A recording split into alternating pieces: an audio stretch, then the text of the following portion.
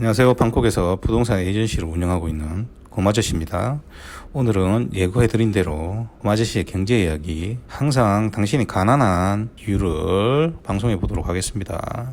여러분들이 학교 다닐 때 공부는 죽어라 하는데 성적이 그저 그런 친구들을 많이 봤습니다. 이유는 뭘까요? 물론 열심히 하니까 중간이라도 합니다만 훨씬 많이 놀고 있는 친구가 더 잘하는 경우도 많습니다. 이런 차이가 발생하는 이유는 외부적 요인이 분명히 있습니다. 하지만 내부적인 요인도 있죠. 즉 스스로 효율적인 방법으로 공부하지 못하고 무조건 열심히만 하기 때문에 발생하는 일이죠.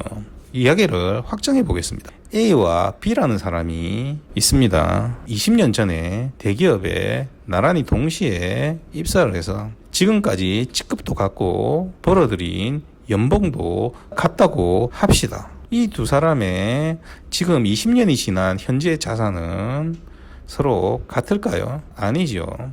조금 더 변수를 넣어 보겠습니다. A는 자녀가 2명이고요. B는 자녀가 1명이라고 하면 B의 자녀가 적기 때문에 A의 자산이 B의 자산보다 무조건 적게 됩니까? 아니죠. 자, 20년이라는 시간이라면 그 노동으로 벌어들인 자산은 어떻게 활용했느냐에 따라서 차이가 발생하게 됩니다. 즉 돈을 어떻게 굴리느냐에 따라서 이러한 자산 규모의 차이가 만들어지게 되는 것이죠. 그런데 이런 자산의 활용은 지극히 개인 스스로 가지는 성향이나 내부적 요인만으로는 이루어지지 않습니다. 왜냐하면 여러분들이 경제생활을 하는 것은 혼자 하는 것이 아니고 여러 사람과 관계를 가지면서 하게 되죠. 이때 사회나 국가는 커다란 권력을 지니고 있습니다. 쉽게 개인인 내가 세금을 엿장수 마음대로 늘렸다, 줄였다 할 수는 없습니다. 그러나 국가는 가능하죠. 문제는 이 외부적 요인은 여러분들이 잘 인지하지를 못한다는 것입니다. 그렇기 때문에 여러분들에게 지금부터 나는 밤낮없이 뼈 빠지게 일해서 열심히 살고 저축하고 하는데도 불구하고 왜 계속 하면 갈수록 가난해지는가에 대한 이유와 자본을 일정 수준 이상 소유하지 못하면 어떻게 개인의 경제적 자유마저 잃어버리는지, 그리고 마지막으로 그 해결책에 대해 제가 아주 쉽게 알려드리도록 하겠습니다. 먼저 타임머신을 타고 돈이 없던 시절로 가봅시다.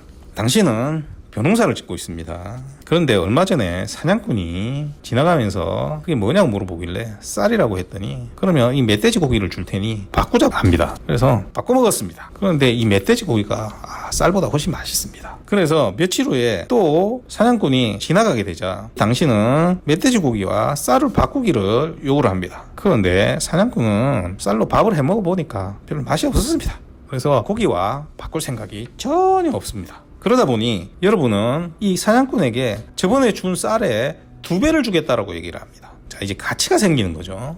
그런데 사냥꾼 입장에서는 이 어차피 안 먹을 물건 2배 받아서 뭐 하겠나 싶어서 거절하게 됩니다.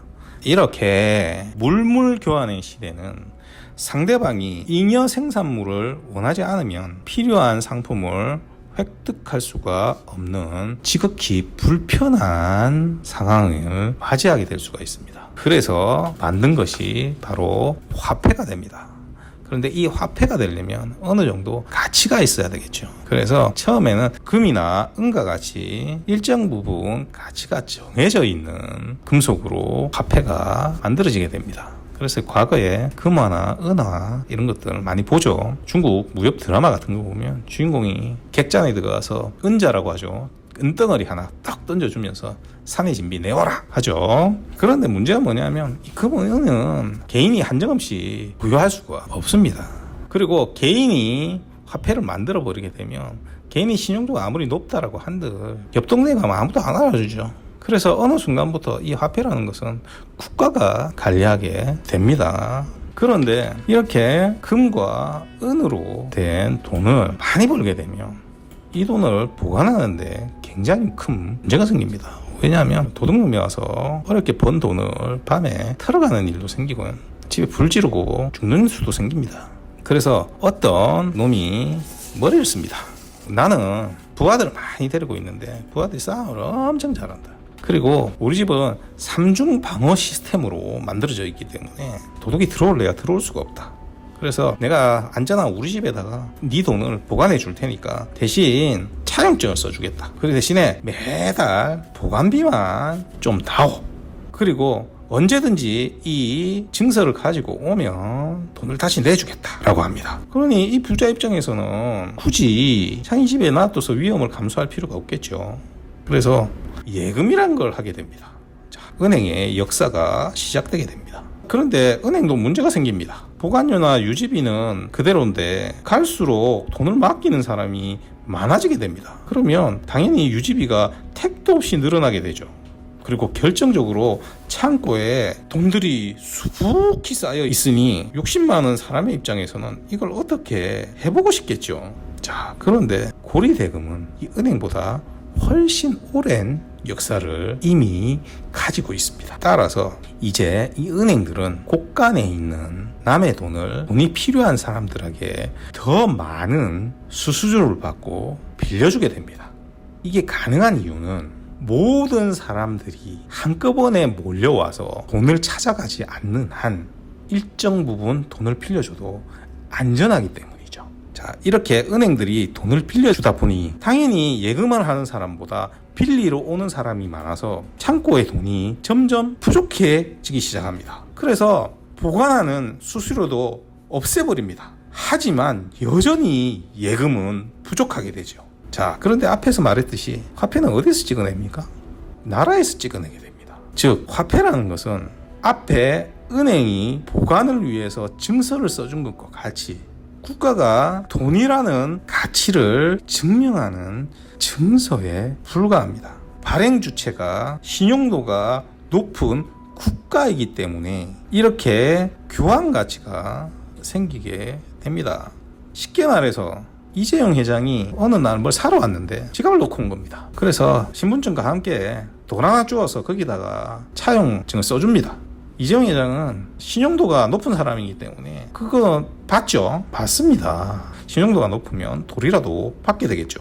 그런데 국가는 신용도가 가장 높지 않습니까? 문제는 이 국가가 이 좋은 사업을 마다할 리가 없죠. 그래서 이제 민간은행과 국가 간의 역사적 커넥션이 이루어지기 시작합니다. 예를 들면 국가가 전쟁을 일으키게 되면 돈이 필요하게 되죠. 그러면 기업이나 은행 등에서 지원이 필요하게 됩니다.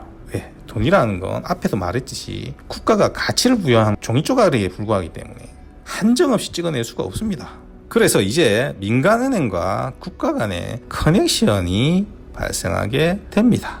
자, 이제 반대로 국가가 중앙은행이라는 걸 만들어서 돈을 찍어내서 은행에다가 이자를 받고 돈을 빌려주기 시작합니다. 즉, 은행은 종이 몇 장 써주고 국가가 찍어주는 돈을 받아서 곳간이 비어도 여러분들에게 돈을 마구잡이로 빌려줄 수 있게 됩니다.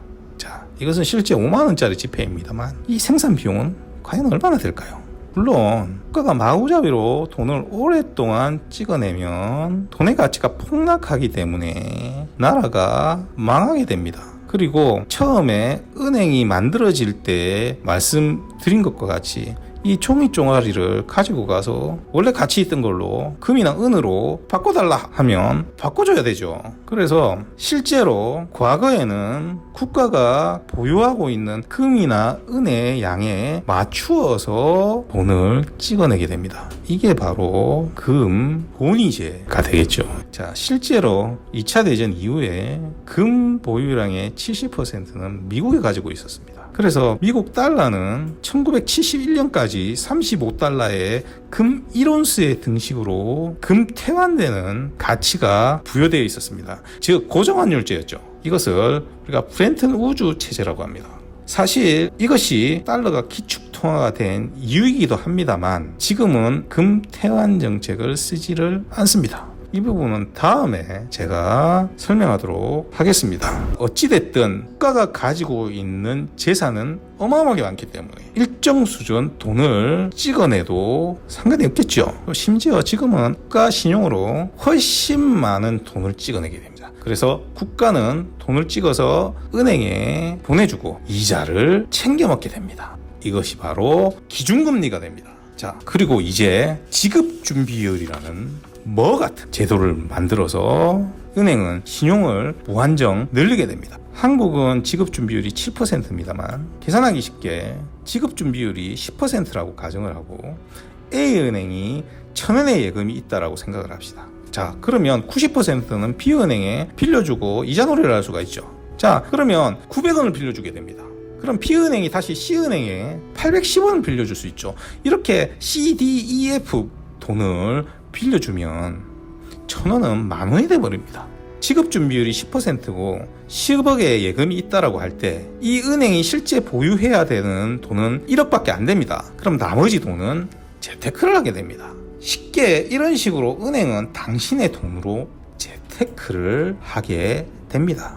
누가 보증을 합니까? 국가가 보증을 하게 되는 거죠. 이것은 마치 개인 투자자가 쌈짓돈을 마련해서 그것을 베이스로 더 큰 레버리지를 남기기 위해 대출을 받아서 투자하는 것과 같은 짓을 은행이 하는 겁니다. 한마디로 공인된 사기를 치는 것이죠. 그래서 지금부터 굉장히 중요합니다. 이렇게 1,000원이 10,000원이 돼버리면 어떻게 됩니까? 통화량이 늘어나게 되는 효과가 발생하게 됩니다. 그러면 여러분들이 열심히 일해서 1,000,000원의 예금을 했습니다. 그러면 몇 년이 지나면 저 위와 같은 방식으로 통화량이 늘어나게 됩니다. 그러면 어떻게 됩니까? 여러분들의 1,000,000원은 1,000,000원의 가치를 가지지 못합니다. 100원이면 살 수 있었던 물건을 이제는 1,000원 주고 사야 되는 상황이 생기기 때문에 여러분의 돈의 가치는 폭락을 하게 되는 겁니다. 자, 이것이 바로 인플레이션입니다. 여기에서 여러분들에게 질문을 하나 해보겠습니다. 빅맥이 전체 국가 경제라고 가정을 합시다. 자, 올해 5,000원이던 빅맥이 내년에 4,000원이 되면 좋은 나라일까요? 아니면 6,000원이 되면 좋은 나라일까요? 당연히 국가적으로 볼 때는 6,000원이 되는 것이 좋습니다. 상식적으로 기업이 1,000원의 수입이 늘어나게 되면 매장도 늘어나게 되고 그러면 일자리도 늘어나게 되고 수입이 늘어나니까 원래 있던 직원들의 임금도 상승하게 된다는 것입니다. 그러니 완전 고용을 지향하는 국가 입장에서는 일정 부분 인플레이션을 감내할 수밖에 없게 되는 겁니다. 문제는 어느 순간부터 이 인플레이션이 정말로 명목 임금 상승과 실업률 감소에 딱히 영향을 주지 못하는 상태가 발생해 버린다는 겁니다. 자, 위에 보시면 그래프들이 나올 겁니다. 보시면 아예 맞지 않다라는 것을 알 수가 있을 겁니다. 그러니 점점 일을 해서 돈을 벌어도 여러분들은 가난해질 수밖에 없는 겁니다. 왜냐하면 화폐 가치가 떨어지는 것만큼 여러분들의 임금 상승은 일어난 적이 없으니까요.